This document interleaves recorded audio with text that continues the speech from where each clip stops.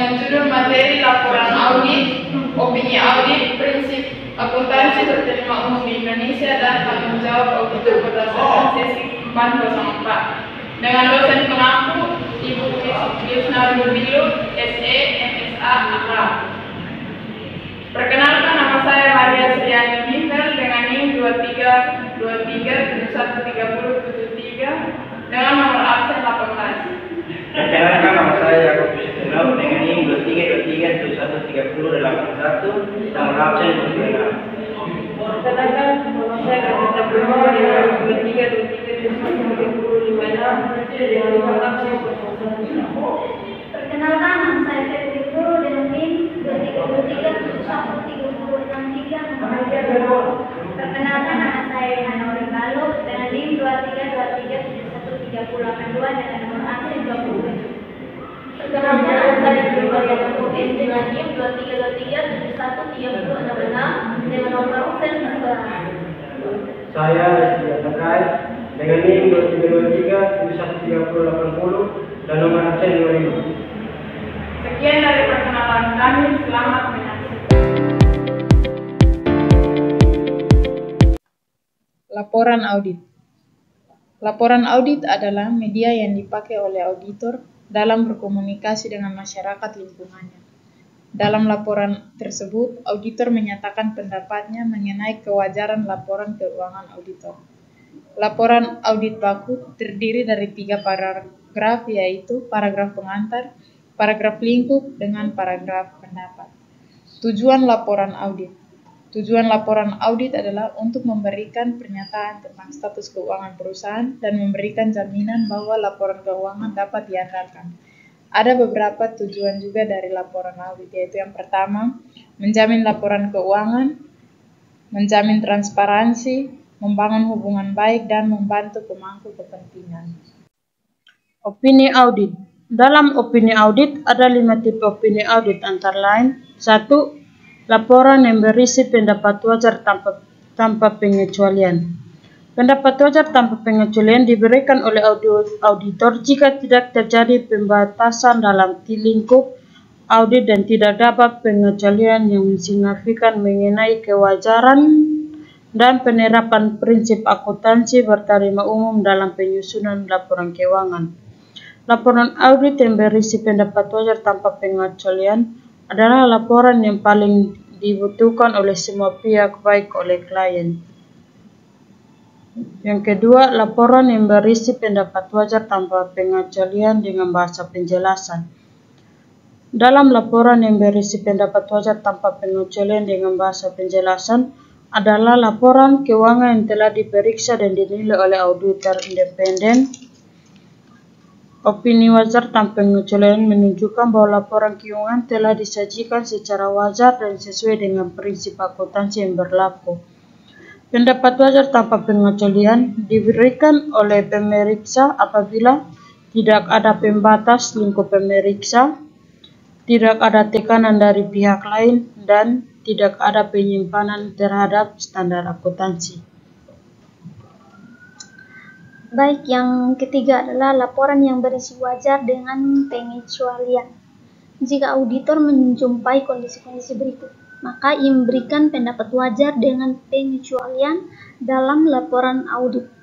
Kondisi-kondisi tersebut berupa: yang pertama, lingkup audit dibatasi oleh klien. Yang kedua, auditor tidak dapat melaksanakan prosedur audit penting atau tidak dapat memperoleh informasi penting karena kondisi-kondisi yang berada di luar kekuasaan klien maupun auditor. Yang ketiga, laporan keuangan tidak disusun sesuai dengan prinsip akuntansi berterima umum. Dan yang keempat, prinsip akuntansi berterima umum yang digunakan dalam penyusunan laporan keuangan tidak diterapkan secara konsisten. Pendapat wajar dengan pengecualian diberikan oleh auditor jika dalam auditnya auditor menemukan salah satu dari kondisi 1 sampai 4 yang telah dibahas tadi. Dan yang keempat adalah laporan yang berisi pendapat tidak wajar. Pendapat tidak wajar merupakan kebalikan pendapat wajar tanpa pengecualian. Akuntan memberikan pendapat tidak wajar jika laporan keuangan klien tidak disusun berdasarkan prinsip akuntansi berterima umum sehingga tidak menyajikan secara wajar posisi keuangan, hasil usaha, dan perubahan ekuitas dan arus kas perusahaan klien. Auditor memberikan pendapat tidak wajar jika ia tidak dibatasi lingkup auditnya sehingga ia dapat mengumpulkan bukti kompeten yang cukup untuk mendukung pendapatannya. Dan yang terakhir, laporan tidak memberikan pendapat. Jika auditor tidak menyatakan pendapat atas laporan keuangan auditan, maka laporan audit ini disebut dengan laporan tanpa pendapat. Kondisi yang menyebabkan auditor menyatakan tidak memberikan pendapat adalah berikut. Yang pertama, pembatasan yang luar biasa sifatnya terhadap lingkup audit. Yang kedua, auditor tidak independen dalam hubungannya dengan kliennya. Perbedaan antara pernyataan tidak memberikan pendapat dengan pendapat tidak wajar adalah pendapat tidak wajar ini diberikan dalam keadaan auditor mengetahui adanya ketidakwajaran laporan keuangan klien. Sedangkan auditor menyatakan tidak memberikan pendapat karena ia tidak cukup memperoleh bukti mengenai kewajaran laporan keuangan auditan atau karena ia tidak independen dalam hubungannya dengan klien. Tanggung jawab auditor berdasarkan sesi 404. Tanggung jawab auditor berdasarkan sesi 404 Undang-Undang Sarbanes-Oxley atau SOX adalah membuktikan penilaian manajemen atas aktivitas pengendalian internal atas pelaporan keuangan atau ICFR. Beberapa hal yang berkaitan dengan tanggung jawab auditor berdasarkan sesi 404. Yang pertama, auditor harus waspada terhadap standar PCAOB. PCAOB adalah singkatan dari Public Company Accounting Oversight Board, yang berarti Dewan Pengawas Akuntansi Perusahaan Publik. Yang kedua, auditor harus cermat untuk melindungi diri dan penerbit dari konsekuensi serius. Yang ketiga, auditor harus mendeteksi kecurangan dalam laporan keuangan agar tidak terjadi kegagalan audit. Yang keempat, auditor harus memiliki kompetensi melalui pengalaman dan pengetahuan dalam mendeteksi kecurangan.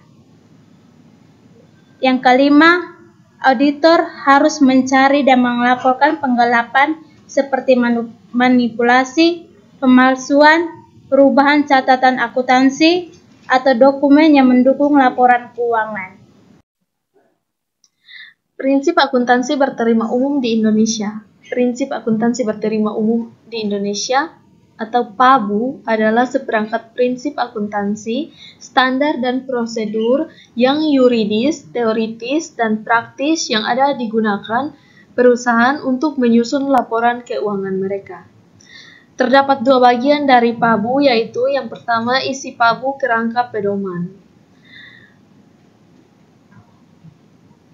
Terdapat versi-versi prinsip akuntansi berterima umum yang muncul adalah sebagai berikut.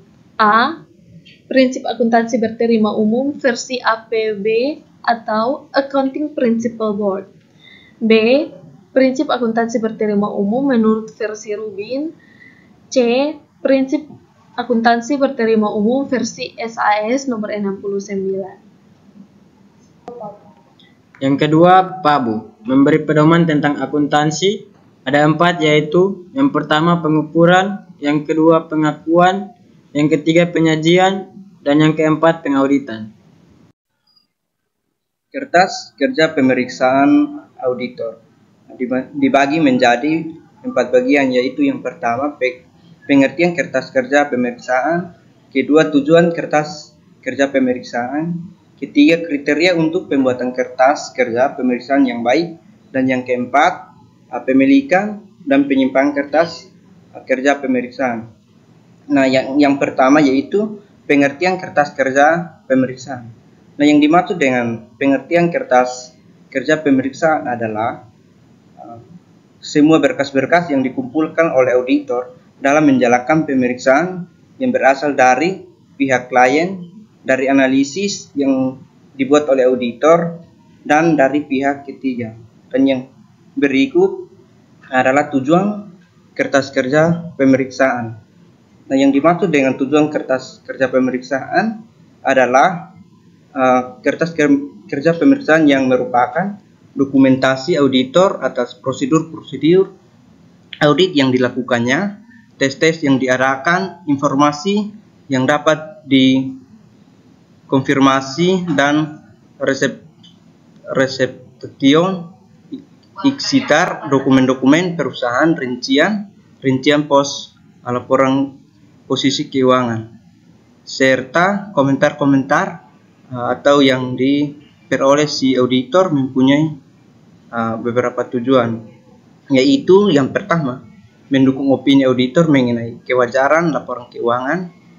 Yang kedua, sebagai bukti bahwa auditor telah melaksanakan pemeriksaan sesuai dengan standar profesional akuntan. Yang ketiga, sebagai referensi. Dan yang keempat, sebagai salah satu dasar penilaian asisten, sehingga dapat dibuat evaluasi mengenai kemampuan asisten sampai dengan partner sesuai dengan suatu penugasan. Nah, yang berikut, yang ketiga adalah kriteria untuk pembuatan kertas kerja pemeriksaan yang baik. Nah, yang atas kertas kerja pemeriksaan mempunyai manfaat yang optimal harus dipenuhi kriteria berikut. Yang pertama, kertas kerja pemeriksaan harus mempunyai tujuan. Misalnya, kas kunci dapat ditrasir dengan angka pada laporan posisi keuangan atau neraca. Dan yang kedua, harus dicegah untuk menulis kembali kertas kerja pemeriksaan sebab banyak kerugiannya, yaitu yang pertama, bisa membuang waktu dan dapat salah menyalin. Dan yang keempat adalah pemilikan dan penyimpangan kertas kerja pemeriksaan. Dalam pemilikan dan penyimpangan kertas kerja pemeriksaan, yang pertama, kertas kerja pemeriksaan adalah milik akuntan publik. Hak auditor sebagai pemilik kertas kerja pemeriksaan terkait pada batasan-batasan yang moral untuk mencegah kebocoran-kebocoran yang tidak semestinya mengenai kerahasiaan data klien. Yang kedua, walaupun sebagai kertas kerja, akuntan publik dapat digunakan sebagai sumber referensi bagi klien, namun kertas kerja pemeriksaan tersebut tidak dapat dianggap sebagai bagian atau pengganti dari catatan akuntan klien tersebut. Yang ketiga, bila ada pihak lain yang ingin meminjam atau mereview kertas kerja pemeriksaan, baru bisa diberikan atas persetujuan tertulis dari klien yang bersangkutan. Sebaliknya, hanya bagian yang diperlukan saja yang dipinjamkan atau diperlihatkan. Dan yang keempat, akuntan publik harus mengambil langkah-langkah yang tepat untuk keamanan kertas kerja pemeriksaannya dan menyimpan kertas kerja tersebut sesuai dengan peraturan pemerintah yang berlaku, yaitu atau contohnya minimal 5 tahun.